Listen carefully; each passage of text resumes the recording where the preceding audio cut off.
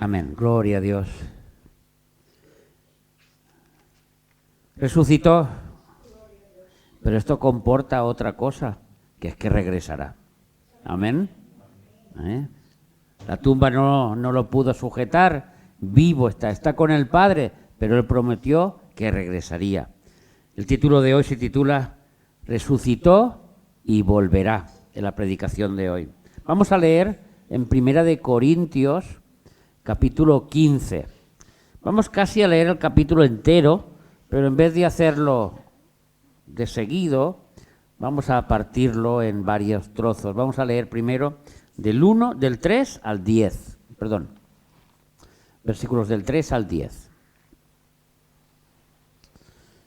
Y dice el apóstol Pablo: porque primeramente os he enseñado lo que asimismo recibí, que Cristo murió por nuestros pecados, conforme a las Escrituras, y que fue sepultado y que resucitó al tercer día, conforme a las Escrituras, y que apareció a Cefas, después a los 12, después apareció a más de 500 hermanos a la vez, de los cuales muchos viven aún y otros ya duermen. Después apareció a Jacobo, después a todos los apóstoles, y al último de todos, como un abortivo, me apareció a mí, porque yo soy el más pequeño de los apóstoles, que no soy digno de ser llamado apóstol, porque perseguí a la iglesia de Dios. Pero por la gracia de Dios soy lo que soy, y su gracia no ha sido en vano para conmigo. Antes he trabajado más que todos ellos, pero no yo, sino la gracia de Dios conmigo. Amén. Hasta aquí la palabra del Señor. Padre, en esta hora te presentamos, Señor, esta palabra que se va a predicar, para que tú, Señor, permitas que caiga en buenos corazones, Señor, en tierra buena que ya ha sido arada, ya ha sido trabajada, para que esta tierra, Señor, cuando caiga, dé fruto, y fruto, Señor, en abundancia, de fruto, Señor, con perseverancia. Te pido por el predicador, Señor, por mí mismo, para que predique lo correcto, lo adecuado, Señor, lo que necesitan mis hermanos, lo que necesito yo mismo, Señor, y pedirte de que no me desvíe ni a derecha ni a izquierda. En el nombre de Jesús. Amén. Amén. Es muy interesante cómo el apóstol Pablo empieza este versículo 3, este capítulo, diciendo que él recibió algo que el Señor le enseñó. Y él recibió, lo primero que recibió es el perdón. Era un asesino, él no lo sabía, él se creía que derramar sangre como la estaba derramando era un bien para Dios, era un bien para la iglesia, o para, mejor dicho, para los judíos, para la religión que él que estaba llevando. Y cuando Cristo se le presentó delante, cayó del caballo, y las primeras palabras que le dijo Jesús fueron: Pablo, ¿por qué me persigues? Porque perseguir a la iglesia era perseguir al mismo Cristo. En ese momento Pablo ya nunca más volvió a ser la misma persona. Dice el versículo 3: porque primeramente os he enseñado lo que recibí. ¿Qué es lo primero que recibió? Que Cristo murió por nuestros pecados, por los pecados de todos. No hay nadie que no necesite la sangre de Cristo. No hay nadie en este universo que diga: a mí ese hecho que pasó en la cruz no es válido para mi persona. La cruz es necesaria para todos. Por eso Cristo vino con gozo de corazón a la cruz, a obedecer lo que el Padre le había dicho, a dar su vida por rescate de muchos. porque sabía que era el único medio habido y por haber por el cual el hombre se podía acercar a Dios. Sin ese sacrificio, hermanos, por muy bueno que uno se crea, por muy buenas leyes que uno cumpla, las leyes humanas, incluso intente cumplir las divinas, sin ese sacrificio no se puede acceder al Padre. Porque hay algo que se llama pecado y que todos lo tenemos en nuestro ser. Todos hemos transgredido la ley en algún momento. Y con un solo fallo de la ley es suficiente para que todas las demás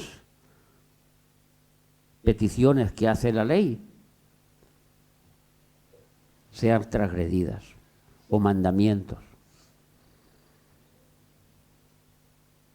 Vamos a buscar en Primera de Pedro, capítulo 3 y versículo 18, porque este versículo 3 es casi tan importante que nos va a llevar casi todo el capítulo, porque está encerrado el secreto de nuestra vida. Porque también Cristo padeció una sola vez por los pecados. ¿Podía haber muerto más veces? Porque, no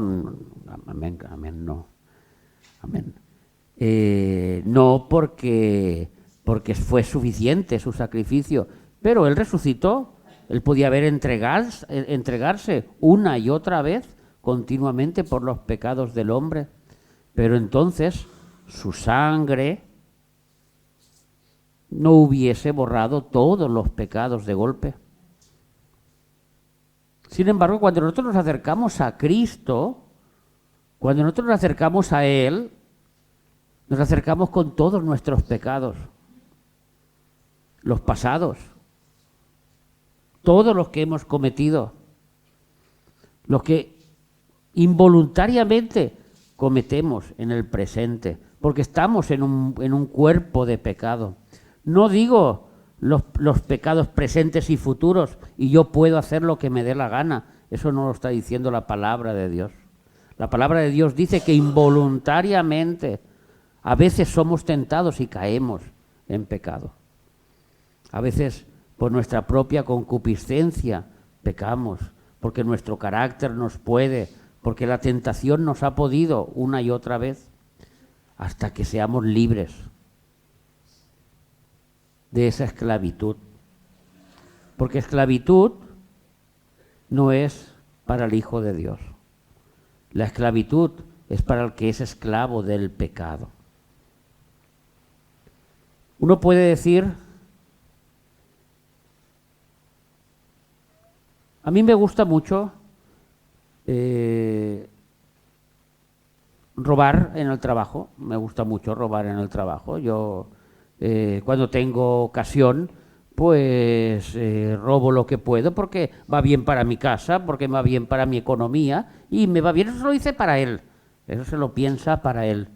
Llega el momento de pedir perdón y pide, Señor, sí, perdóname por todos mis pecados, y es verdad, yo no he matado a nadie, yo pues honro a mi padre y a mi madre y yo intento vivir una vida bien, pero eso lo deja aparte, porque es una cosa que le gusta. Y considera él que eso no es pecado. Considera que no es pecado, pero sigue siendo pecado. Que es un pecado quizá oculto, que el Espíritu Santo todavía no se lo ha mostrado, todavía no ha surgido, todavía no se le han abierto los ojos. En el momento en que el Espíritu Santo le abre los ojos y le dice, mira, tú estás llevándote a casa ciertas cosas que no tienes que llevarte. En la Biblia se le llama robo, tiene un nombre. En ese momento, cuando un cristiano abre los ojos delante de un pecado que el Espíritu Santo le muestra, ahora ya es culpable de muerte. ya no puede volver a repetirlo como lo hacía antes. Puede caer en una tentación en un momento de flaqueza, puede caer en la tentación en un momento de necesidad, puede caer en la tentación aunque no debe. Y todos esos pecados son los que Cristo también perdona. Pero el que dice, bueno, el Espíritu Santo dice que eso es robar, pero yo no, porque esta gente se aprovecha mucho de mí y empieza a echarle versículos y palabras encima de un hecho evidente que es robar. Para exculparse, empieza a decir, como dijo Adán, no, yo comí pero fue culpa de ella. Y de uno al otro se fueron pasando la pelota. De alguna manera, el que hace eso, entonces peca voluntariamente. Cristo vino para perdonar nuestros pecados, los anteriores al de nuestra conversión. Y en los pecados que nosotros hagamos de manera, voy a decirlo, ¿cómo podría explicarlo? Controlada. No intencional, aunque en algunas ocasiones, como he repetido, puede uno caer en tentación. Pero cuando pecamos, ese pecado nos tiene que doler. Porque también Cristo padeció una sola vez por los pecados. Vuelve a repetir la misma frase con otros componentes. El justo por los injustos. No nos podemos creer justos, no nos podemos creer que estamos bien delante de Dios sin que Cristo haya limpiado nuestros pecados. Y eso, hermanos, comporta un cambio de comportamiento, valga la redundancia. Comporta un cambio de vivir, comporta un cambio de pensar, comporta un cambio total, porque si no, seríamos los mismos de antes y seguiríamos pecando voluntariamente, como decía mi mujer. Para lavarnos, para llevarnos, a Dios, siendo a la verdad muerto en la carne, pero vivificado en el Espíritu. Él murió. Su carne murió, aunque su espíritu estaba vivo. Su espíritu regresó a su cuerpo y su cuerpo volvió a tomar vida. Esa es la resurrección de Cristo. Esto fue lo primero que enseñó el Señor Jesús a Pablo, que Él murió por nuestros pecados. Esa es la gran verdad del Evangelio. Cuando una persona no se considera pecador, esa persona es muy difícil que acepte el Evangelio, porque no considera que necesita un Salvador. Por eso es tan importante repetir y repetir lo que es el pecado, lo que hace el pecado, y que aquí nadie se escapa.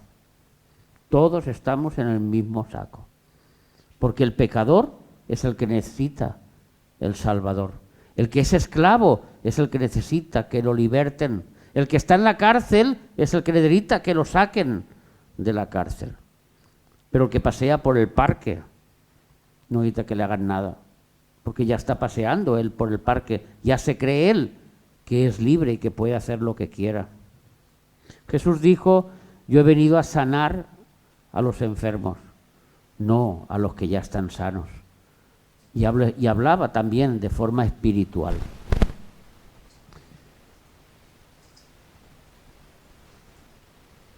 El versículo 4 nos va a decir que fue sepultado, que fue muerto. Que esto de que fue muerto no fue una mentira, una falacia de que a lo mejor estaba en la cruz y a lo mejor no sabían si estaba muerto o vivo cuando bajó, porque como no le rompieron las piernas como a los demás. Pero la palabra sepultado es una palabra clara. Es una palabra, nosotros diríamos enterrado. Nosotros enterramos, en aquella época sepultaban en sepulcros que estaban dentro de las rocas.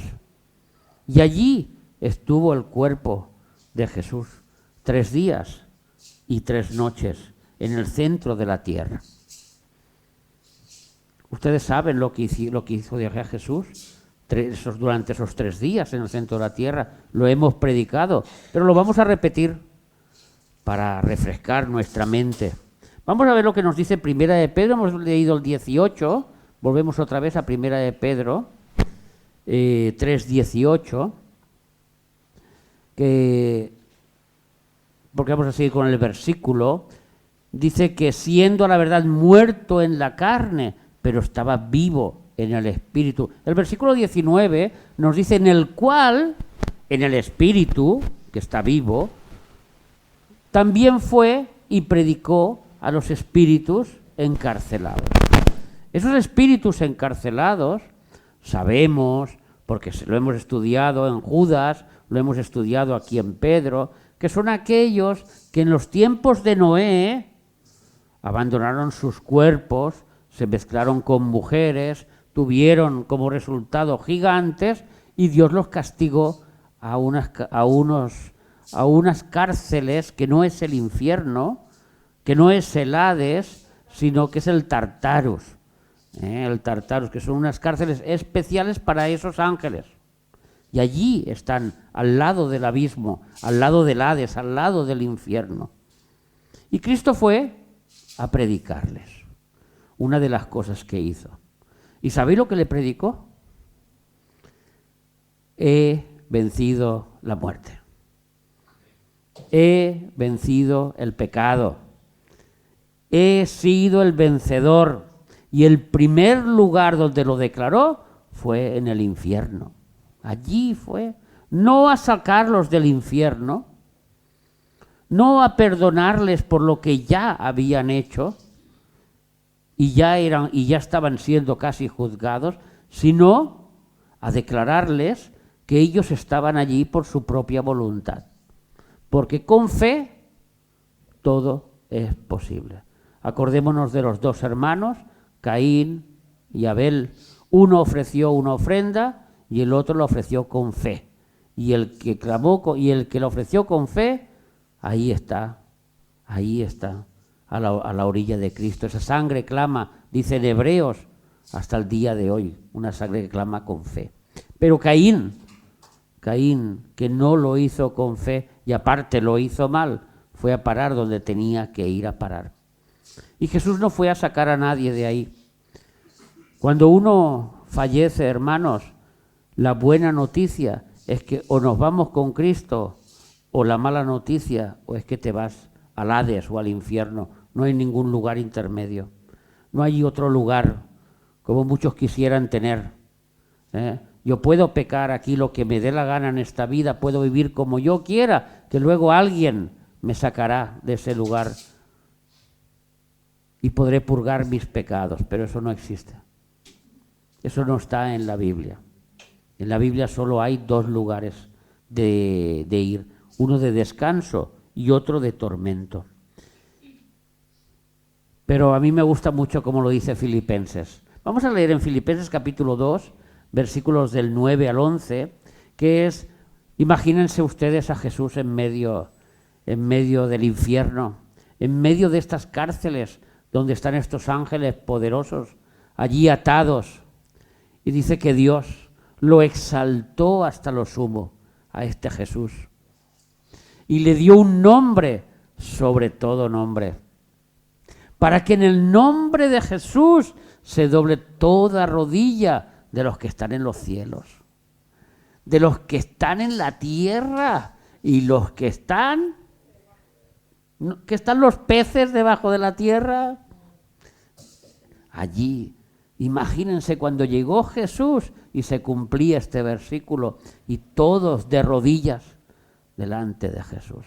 Has vencido. Has vencido. Este es nuestro Jesús, dice el versículo final, el 11. Y toda lengua confiese que Jesucristo es el Señor para gloria de Dios Padre. Qué hermosa visión, ¿verdad? La primera que tuvo Cristo fue esa. Luego, en estos 3 días, Efesios nos da otra pista de lo que hizo allí. Efesios capítulo 4 y versículos 8 al 9. Que es que se llevó cautiva la cautividad. Ahora vamos a explicar.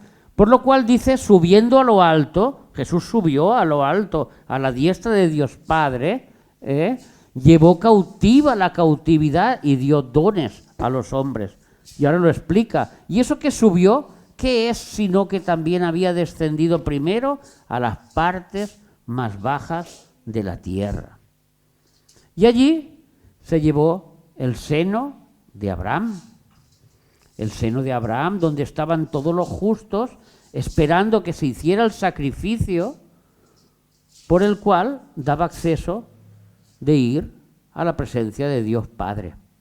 Porque cuando Jesús estuvo en la tierra, dijo una frase: al cielo no ha subido nadie jamás. El unigénito Hijo de Dios que ha bajado del cielo, Él ha dado a conocer al Padre. Porque hasta que no se hiciese el sacrificio perfecto y la justicia de Dios fuese digamos, fuese concluida, hasta que la justicia de Dios no estuviese resuelto, hasta que no se hubiera hecho la sentencia adecuada, entonces Dios no podía permitir a nadie en pecado entrar delante de su presencia. Solo los justos. Y los justos estaban en un lugar de reposo, que nos lo explica Jesús mismo en Lucas capítulo 16, si ustedes lo quieren leer en casa más adelante, cuando nos explica la historia del rico y de Lázaro, en el lugar donde está el Hades, donde está el seno de Abraham, el Hades, que está dividido en 2 partes, uno el paraíso y otro el infierno, el lugar de sufrimiento. Pues él cogió el seno de Abraham y se lo llevó al cielo. Ya él había hecho el sacrificio con su sangre, ya tenían acceso directo al trono de Dios. Y la tercera cosa que hizo es la que a nosotros nos importa más que nada. Apocalipsis capítulo 1 y versículo 8. Vamos a leerlo en boca de Jesús. Pon el 7, por favor. Vamos a leerlo en boca de Jesús. He aquí, viene con las nubes, y todo ojo le verá, y los que le traspasaron y todos los linajes de la tierra harán lamentación de él. Sí y amén. Ya se sabe de quién está hablando. Seguimos. Yo soy el alfa y la omega, el principio y el fin, dice el Señor, el que es y el que era y el que ha de venir, el Todopoderoso. Ese soy yo. Sigue. Yo, Juan, vuestro hermano y copartícipe vuestro en la tribulación, en el reino y en la paciencia de Jesucristo, estaba en la isla por causa... ¿Estamos leyendo bien? En Apocalipsis 18, mi amor, 18 he dicho, perdona. Va bien la lectura, pero vamos a saltar unos versículos. Vamos al 18. 1:18. Capítulo 1, 18. Ahí. Y el que vivo y estuvo muerto. Continuamos en lo donde nos habíamos quedado. Mas he aquí que vivo por los siglos de los siglos. Amén. Y tengo de la muerte y del Hades. Ahora ya nadie. Pasando por Jesucristo, ya no hace falta que muera. Ya no hace falta que vaya al infierno, y estamos hablando de la segunda muerte. Porque esta primera muerte puede acontecer o no, todo depende de la voluntad del Señor. Porque si hubieron personas que no vieron muerte, a lo mejor nosotros somos una de ellos, como hablaremos después en unos minutos. Así que Jesús murió, Jesús fue enterrado, en estos 3 días tuvo muchísimo trabajo y muchas cosas que hacer, pero luego resucitó con una nube de testigos. Nos dice que hemos leído aquí en Primera de Corintios que se le presentó a más de 500 hermanos. Y cuando Pablo escribe esta carta dice, y muchos todavía están vivos. Que si tú le preguntases,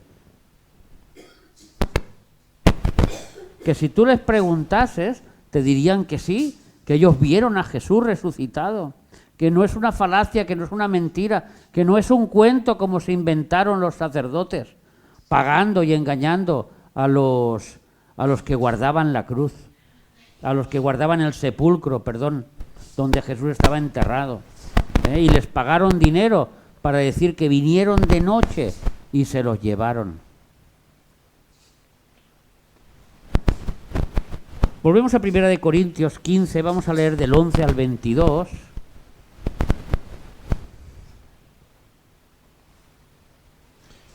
Y dice así: porque o sea que yo, o sean ellos, así predicamos y así habéis creído. Pero si se predica de Cristo que resucitó de los muertos, ¿cómo dicen algunos entre vosotros que no hay resurrección de los muertos? Perdón, no sé.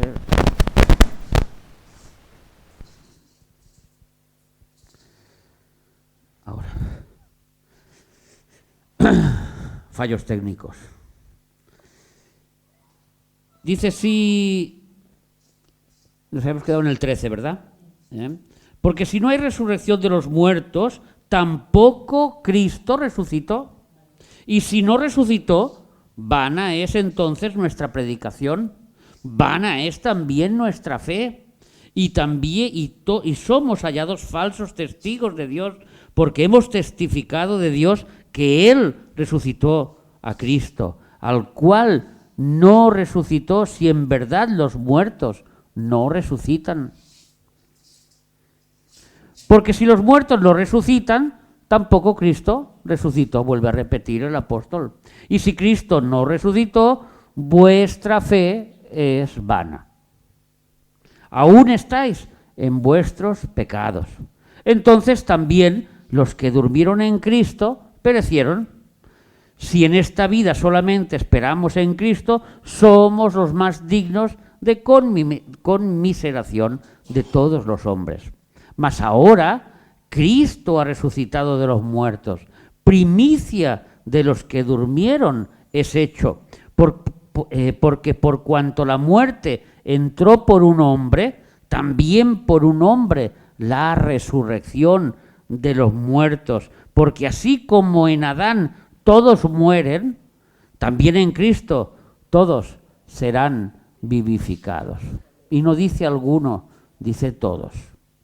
Esta es la promesa que nos hace la resurrección, que nosotros vamos a resucitar.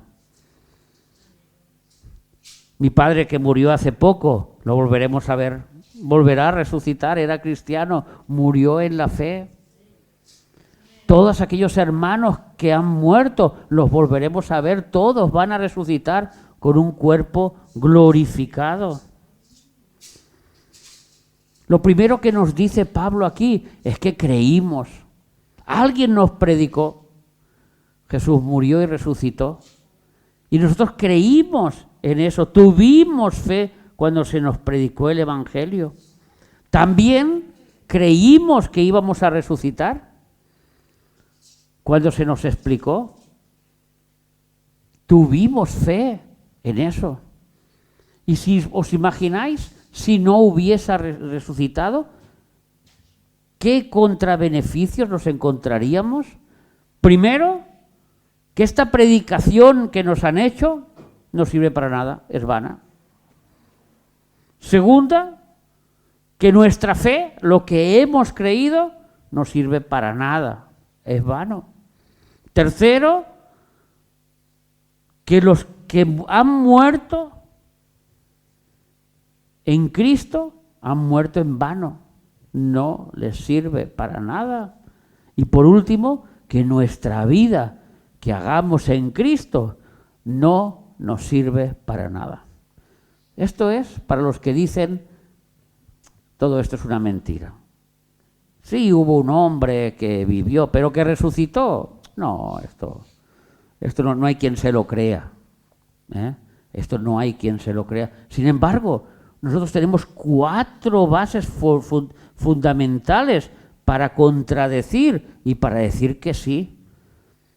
Nuestra fe que hemos creído, nuestros hermanos que han muerto defendiendo esta fe, la predicación, el poder de la predicación, que millones de personas se convierten, se han convertido y esperamos con el favor de Dios que se conviertan y se sigan convirtiendo.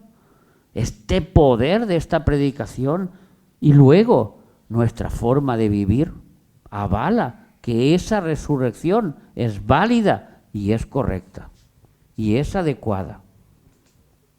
Esto es lo que nos está diciendo nuestro hermano Pablo, que la resurrección de Cristo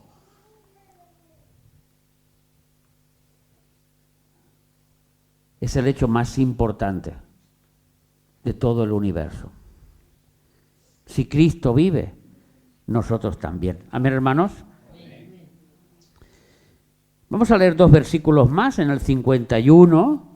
Nos saltamos un poquito todo lo del medio, porque todo lo del medio es cómo resucitaremos, qué cuerpo tendremos, y ahí explica todas las fases de las resurrecciones. ¿Quién resucitará primero? Vamos a ver quién resucitará primero y todas las cosas. Pero ahora nos vamos a hacer un salto y nos vamos a ir al 51. Y en el 51 nos va a decir este Cristo que murió, que fue enterrado, que resucitó, ahora dice que volverá en este mismo capítulo. Por eso el título es Resucitó, resucitará y volverá. Vamos a leer en el 51. He aquí, os digo un misterio. Un misterio es algo que hasta ese momento no había sido revelado. Algo que en el Antiguo Testamento no lo conocían. Nadie conocía que vendría un Mesías y que en un momento volvería a pasar lo que va a ocurrir a continuación. No todos dormiremos, pero todos seremos transformados. En un momento, en un abrir y cerrar de ojos, a la final trompeta, porque se tocará la trompeta y los muertos serán resucitados, incorruptibles, y nosotros seremos transformados, porque es necesario que esto corruptible se vista de incorrupción y esto mortal se vista de inmortalidad. ¿Por qué? Porque ni la sangre ni la carne pueden heredar el reino de los cielos, porque es un reino espiritual. Y este cuerpo de carne y sangre tiene que desvanecerse y transformarse. Lo que está diciendo aquí el Señor es que primero resucitarán los muertos en Cristo. La lectura paralela a esta, que no la vamos a leer, sería Primera de Tesalonicenses, capítulo 4, del 13 al 18. Es la lectura paralela a estos 3 versículos, el arrebatamiento de la iglesia. Cuando venga Cristo en el aire, hay un grupo de hermanos que están muertos, que están descansando en la tierra y que sus cuerpos van a resucitar de forma incorruptible. Va a resucitar su cuerpo, pero su alma y su espíritu vienen con el Señor.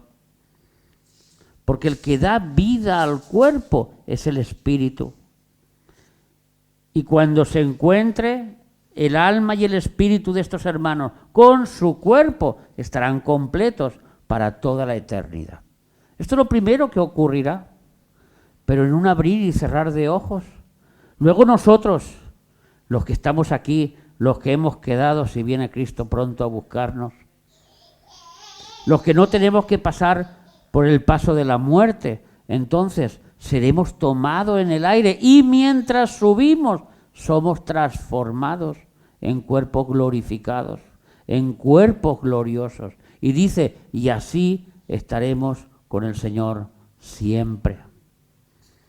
Con nuestra nueva forma, con nuestro nuevo cuerpo, alma, espíritu y cuerpo, glorificado con el Señor. Amén. Así que esta venida de Cristo es una venida que viene con gloria. Y su venida empieza con el arrebatamiento.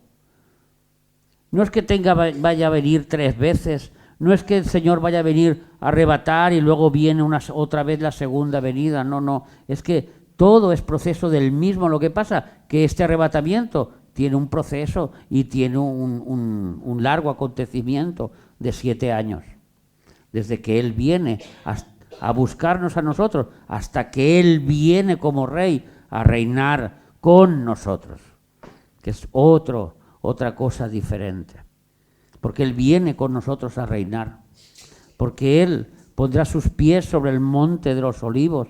Este monte se partirá en 2,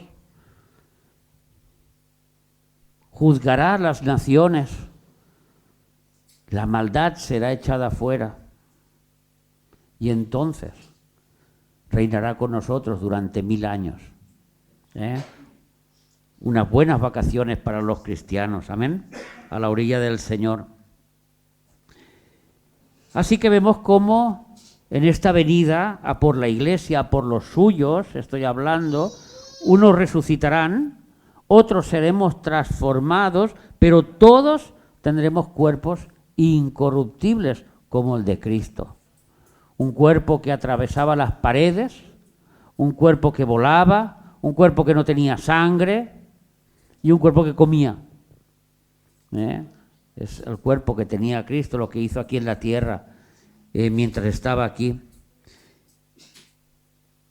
Primera de Corintios, seguimos de los capítulos del 54 al 58 para terminar, donde dice: y cuando esto corruptible se haya vestido de incorrupción y esto mortal se haya vestido de inmortalidad, entonces se cumplirá la palabra que está escrita: sorbida es la muerte en victoria. ¿Dónde está muerte tu aguijón?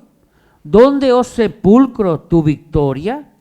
Ya que el aguijón de la muerte es el pecado y el poder de pecado la ley, mas gracias sean dadas a Dios, que nos ha dado la victoria por medio de nuestro Señor Jesucristo. Así que, hermanos míos, amados, estad firmes y constantes, creciendo en la obra del Señor siempre, sabiendo que vuestro trabajo en el Señor no es en vano.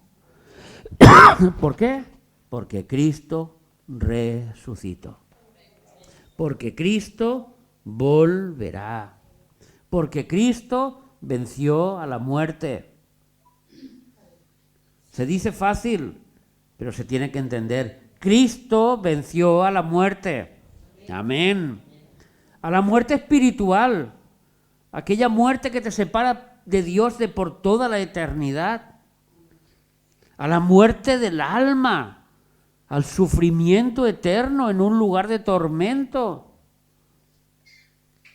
Y a la muerte del cuerpo. Pero nosotros sabemos que volveremos a resucitar. Nuestro cuerpo volverá a estar con nosotros. Nuestra alma estará gozosa delante de la presencia del Señor y nuestro espíritu adorará constantemente a nuestro Dios, porque estaremos siempre con Él. Somos victoriosos porque estamos en Cristo. Esta es nuestra victoria. Hermanos, no hay victoria más grande.